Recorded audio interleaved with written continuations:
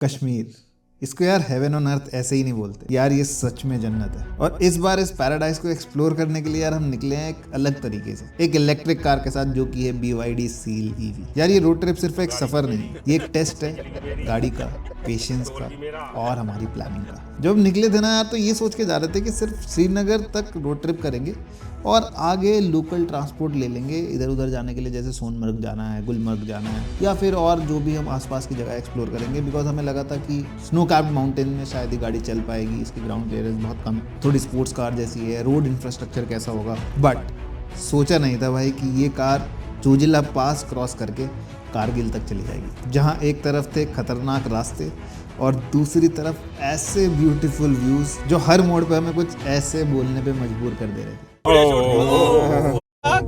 यही तो चाहिए था, यही चाहिए था यही चाहिए था जो मैं पीछे बैठ के बता रहा हूँ तुमसे। तो चलो शुरू करते हैं यार अपनी कहानी। अब क्योंकि हम ऐसी गाड़ी पे जा रहे थे भाई जिसमें रेंज की कोई टेंशन ही नहीं होने वाली थी, 600-650 किलोमीटर की रेंज है और एकदम लग्जूरियस गाड़ी है। तो पहले दिन तो भाई हम ट्रिप के लिए इतने एक्साइटेड थे। देहरादून से चंडीगढ़ और चंडीगढ़ से लेके पटनी टॉप का रास्ता कब खत्म हो गया भाई हमें पता ही नहीं चला। खाते पीते मजाक करते और थोड़ा बहुत गाड़ी को चार्जिंग वार्जिंग करके हम पहले दिन का पूरा ट्रैवल कंप्लीट करके पहुंच गए भाई पटनी टॉप। पहला दिन हमारा पटनी टॉप में बहुत सुंदर हुआ। हम सुबह उठकर यहाँ पर जो ब्रेकफास्ट आया, वाह वाह वाह वाह। अब यहाँ पहुंच के हमारी गाड़ी में बैटरी तो बहुत ज़्यादा बची नहीं हुई थी, बट हमें टेंशन कोई नहीं थी क्योंकि हमने सर्च कर लिया था ऑनलाइन, हमें शो कर रहा था एक टाटा का चार्जर था जो कि स्काई व्यू रिजॉर्ट में था। तो हमने सोचा अगर प्रॉपर्टी में चार्ज नहीं भी होगा तो कोई बात नहीं, वहाँ जाके चार्ज कर लेंगे। और प्रॉपर्टी में पहले दिन हमें कोई चार्जिंग का स्पॉट मिला भी नहीं, तो नेक्स्ट डे हम पहुंच गए भाई स्काई व्यू रिजॉर्ट में। अब यहाँ गाड़ी वाड़ी चार्ज करके और थोड़ा गंडोला वंडोला घूम के हम निकल गए भाई श्रीनगर के लिए। जब हम यहाँ से निकले हम इतने डर में थे कि भाई हमने अपनी गाड़ी को 100% चार्ज कर लिया और हमें लगा कि थोड़ा टफ टेरेन वाला रोड होगा, थोड़ा मुश्किल होगा। बट भाई यहाँ का रोड इंफ्रास्ट्रक्चर देख के और हाईवेज देख के हमें फील ही नहीं हो रहा था कि भाई हम पहाड़ों पे गाड़ी चला रहे हैं।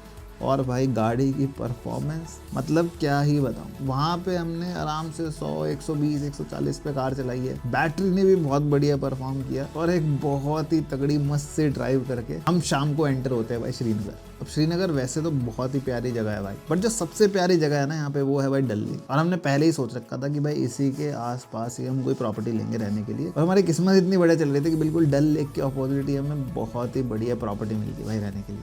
अब आज के दिन हमने बहुत ट्रैवल किया, बहुत पैदल घूमे, गाड़ी भी चार्ज की, राइड भी की, बट भाई 1% हमें थकान महसूस नहीं हुई। और जब हम इतनी अच्छी प्रॉपर्टी में एंटर कर गए तो रात को नींद भी बहुत बढ़िया। अब यहाँ के हमने सोचा कि यार हमने श्रीनगर को एक बेस बना लेना चाहिए अपने और 2 दिन ही रुकना चाहिए और आसपास हम घूमने जाएंगे। अब हमें रास्ते वस्ते का पता नहीं था, लेकिन हमने पता किया तो सबने बोला कि भाई आप कहीं भी जा सकते हो, गुलमर्ग सोनमर्ग सब जगह पे रास्ते की कोई प्रॉब्लम नहीं। तो दोनों में से नियर बाय जो चीज़ दिखी हमें लगा कि गुलमर्ग है। तो नेक्स्ट डे हमने प्लान बनाया कि भाई हमें गुलमर्ग जाना चाहिए। तो सुबह फटाफट रेडी वेडी होके हम निकल गए भाई। अब सुबह हम निकले, अपनी गाड़ी वॉश वूश कराई, बिल्कुल नई चमका दी और हम निकल गए भाई गुलमर्ग के लिए। तो दोस्तों हम आए हैं गुलमर्ग। हमारा दूसरा दिन का क्या, दूसरा तीसरा भरा है, तीसरा दिन है। अब यहाँ पहुँचते ही भाई लोगों की हालत ही खराब होगी, बिकॉज जो हम गाड़ी लेके जा रहे थे वो फर्स्ट थी कि वो जो श्रीनगर में पहुंचे भाई लोग जमावड़ा लग गया गाड़ी देख के। और गुलमर्ग तक तो ऐसी गाड़ी लोगों ने देखी नहीं थी भाई। लोग आके फोटो खिंचवा रहे हैं, लोग दूर दूर से गाड़ी को देख रहे हैं और लोगों का भाई जमावड़ा ही लग गया हमारी गाड़ी के आगे। तो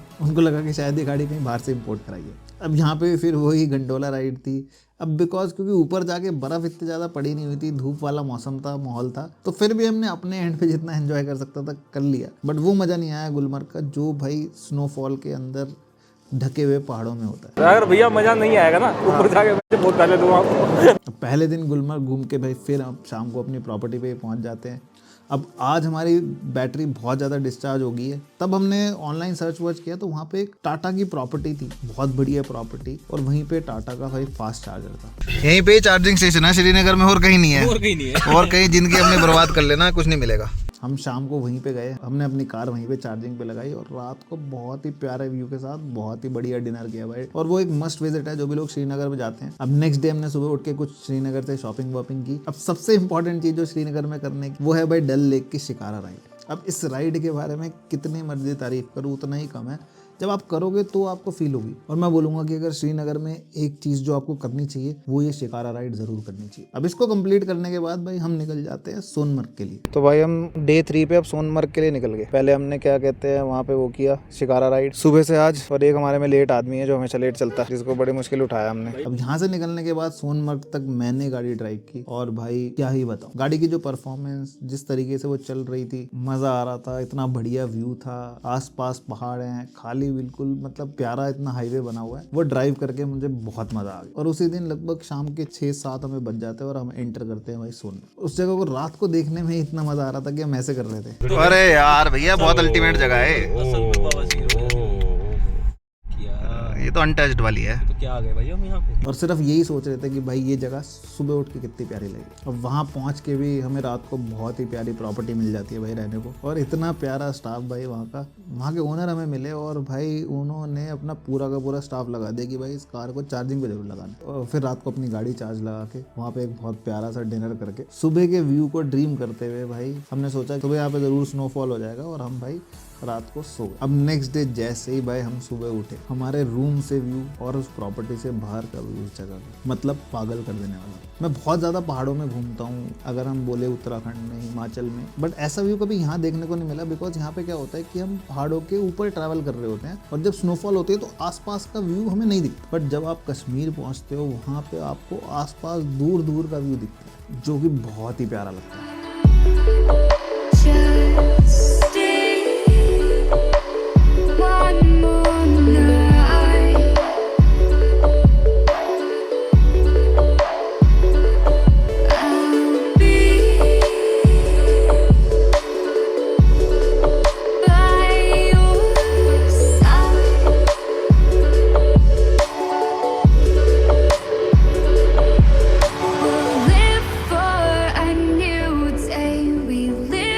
हमें लग तो रहा था बिकॉज वेदर फोरकास्ट भी दिखा रहा था कि स्नोफॉल होगी, बट आज के दिन भाई स्नोफॉल हुई नहीं। तो हमने प्लान किया कि आसपास सोनमर्ग में थोड़ा ऊपर हम कहीं ट्रैवल करके आते हैं, जहाँ के आसपास कुछ जगह है, 0 पॉइंट है, जोजिला पास है। और मन ही मन में हमारे चल रहा था कि हमने लास्ट ट्रिप जो करी थी वो हम मनाली की साइड से ले आ रहे थे, बट वहाँ बीच में रह गए थे।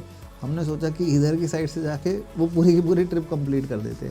मैंने कहा एक साइड से तो ले दिखा नहीं पाए, वहाँ से पूरा पहुँच नहीं पाए, मैंने कहा इधर से जाके दिखा देते हैं, फिर उधर से वापस आ जाएंगे। और ये सोचते सोचते भाई हमने ये करने का प्लान भी कर लिया और उसी दिन भाई अपनी गाड़ी को लगभग फुल चार्ज करके हम निकल गए भाई ले के लिए। अब ये रास्ता भाई जो प्यारा है, मतलब इस रास्ते का मैं डिस्क्रिप्शन खुद अपने मुंह से भी नहीं दे सकता। आपको पता नहीं फोटोज में समझ आ रहा होगा, नहीं समझ में आ रहा होगा, लेकिन ये चीज़ वहाँ जाके ही फील की जा सकती है। अब यहाँ से निकलते हुए डर बहुत लग रहा था क्योंकि बीच में आना था भाई जोजिला पास, जिसको भाई मोस्ट डेंजरस रोड कहते हैं, और हमारी गाड़ी की ग्राउंड क्लियरेंस है भाई जस्ट 145 mm। बट हमने कहा भाई एक चैलेंज है, इस चैलेंज को एक्सेप्ट करते और चलते जरूर है। बट भाई यहाँ पे गाड़ी की परफॉर्मेंस जो रही ना स्नो पे चलने की, मतलब ऐसा लग रहा था कि ये गाड़ी भाई स्नो के लिए ही बनी है। अब जब हम जोजिला पास पहुंचे तो भाई यहाँ रोड तो बहुत चैलेंजिंग था ही, ऑल्टीट्यूड इतना हाई था, इतना हाईएस्ट ऑल्टीट्यूड पे ऑलमोस्ट 12,000 फीट हाइट पे ये है। बिल्कुल अनप्रेडिक्टेबल कंडीशन है भाई, कभी भी यहाँ पे बर्फ पड़ जाती है। बट यहाँ पे तो भाई गाड़ी ने दिल ही जीत लिया, मतलब चाहे इसको पावर में ले लो या स्नो में ड्राइव करने को ले लो, इस गाड़ी ने भाई जोजिला पास इतने आसानी से क्रॉस कर दिया जो हमने कभी एक्सपेक्ट भी नहीं किया था। अब यहाँ के बाद तो हमारे अंदर भाई इतना कॉन्फिडेंस आ गया कि इस गाड़ी को कहीं भी ले जाएंगे। वहां से चलते चलते कारगिल हम कब पहुंच गए हमें पता भी नहीं चला। अब क्योंकि आगे के टेरेन के बारे में हमें नहीं पता था कि ले तक चाहते तो हम पहुंच सकते थे, लेकिन हमने प्लान बनाया कि रास्ता एंजॉय नहीं हो पाएगा, रात को अगर निकलेंगे मजा नहीं आ पाएगा, वहां पे कुछ मिले या ना मिले। तो आज का हम प्लान कारगिल रुकने का ही बनाते हैं। जा तो सकते हैं यहाँ से ले, बट रात का ना डिफिकल्ट लग रहा है ट्रैवल करना, तो हम लगता है कि यहीं रुक जाना चाहिए, कुछ देखते हैं कुछ यहाँ पे रुकने का मिलता है। तो कारगिल में जब हम रुके भाई वहाँ पे भी हमें इतनी प्यारी प्रॉपर्टी, ऑसम प्रॉपर्टी मिली। और यहाँ पे भी भाई जो टेम्परेचर्स थे ना भाई -7, -8, रात को तो -12 तक चला गया था। मतलब हर चीज़ अगर आपको टेबल पे भी रख रहे थे ना वो भी जम जा रही थी। अब यहाँ रुकने का डिसीजन बहुत सही था बिकॉज वहाँ आसपास पूछ के रुक के, और वहाँ पे कुछ लोग ठहरे भी हुए थे, उनसे हमें पता चला कि भाई मनाली वाला रास्ता ब्लॉक्ड है उस साइड से, वहाँ पे कोई बादल फट गया और वो टूटा हुआ है। वहाँ से नहीं जा पाओगे आप। कह रहा बादल फटा पड़ा है, रास्ता बंद है। तो नेक्स्ट डे हमने प्लान बनाया कि भाई हम यहीं तक ही अपना ट्रिप को एंड करते हैं, फिर कभी आगे चले जाएंगे और यहाँ से चलते हैं वापस, बिकॉज अगर ज़्यादा स्नोफॉल पड़ जाती है तो जोजिला पास को क्लोज कर देते हैं। और नेक्स्ट डे भाई सुबह उठे, हमारी गाड़ी भी ऑलमोस्ट फुल चार्ज हो चुकी थी और हमने कहा भाई रास्ते में इधर जाते हुए एंजॉय करते हुए जाएंगे, बिकॉज स्नोफॉल हमें मिलेगी रास्ते में पड़ती हुई। और ये तो हम ऐसी जगह पे हैं जहाँ पे लोग स्नोफॉल में आ ही नहीं पाते, बिकॉज स्नोफॉल में रास्ता ही बंद हो जाता है। और हम इस टाइम पे होंगे जिस टाइम पे रास्ता बंद नहीं होगा, बट हमें वहाँ पे स्नोफॉल गिरते हुए दिखेगी। अभी ये रास्ता बंद होने वाला। और जब हम वापस गए ना भाई, जो रास्ता हम आए थे तभी हमें रास्ता इतना प्यारा लग रहा था, लेकिन जाते हुए तो वो रास्ता और बदल चुका था, बिकॉज अब हर जगह स्नो पड़ी हुई थी, बिकॉज रात को स्नोफॉल हुआ था। और हमारे जाते हुए रास्ते में हमारे वहाँ पे जोजिला पास पहुँचते ही स्नोफॉल होना शुरू हो गया। अब इन व्यूज को एंजॉय करते करते भाई रास्ता कब पार हो गया हमें पता नहीं चला। हम पहुँच गए सोनमर्ग। पहले हमने सोचा कि हमें एक स्टॉप लेना पड़ेगा, कि हमें दोबारा पटनी टॉप वहीं रुकना पड़ेगा उसी प्रॉपर्टी में जिससे आए थे, बट अब हमें पता था वापसी पे चार्जिंग स्टेशन कहाँ है। तो हमने रास्ते में जाते जाते गाड़ी को चार्ज किया। रात को 10 बजे के आसपास हमने गाड़ी को चार्ज किया और हमने डिसाइड किया कि अगर हम अभी चलते हैं तो हम कल सुबह तक आराम से चंडीगढ़ पहुंच जाएंगे। और हमें ऐसी कोई थकान भी नहीं हो रही थी। इतने दिन घूम के आए इस गाड़ी पे, इतना एंजॉय किया, इतना हेक्टिक टाइप हमारा सफर था, लेकिन भाई पता ही नहीं चला। और हमें उस टाइम भी ऐसा लग रहा था कि यार चले जाएंगे आराम से। अभी हमारी बैटरी है 35%, 245 अभी भी दिखा रहा है रेंज, और हम पटनी टॉप वाली टनल पे पहुंच गए। अब भाई यहाँ से हम सोच रहे हैं कि दिमाग में तो ऐसा आ रहा है कि हम सीधा चंडीगढ़ तक ही चले जाएं।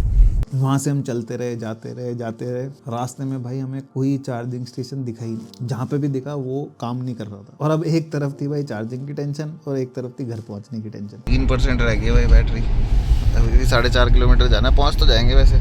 जो नियरेस्ट चार्जिंग स्टेशन हमें दिखा रहा था वो हमें दिखा रहा था चंडीगढ़ में ही, चंडीगढ़ के आउटर में। और जितने किलोमीटर हमें जाना था एग्जैक्ट हमारी गाड़ी रेंज भी उतने किलोमीटर्स की दिखा रही। बट हमने कहा चलो देखते हैं भाई इसका आज रेंज टेस्ट भी हो जाए। तो भाई आज एंड तक बैटरी टेस्ट होगा।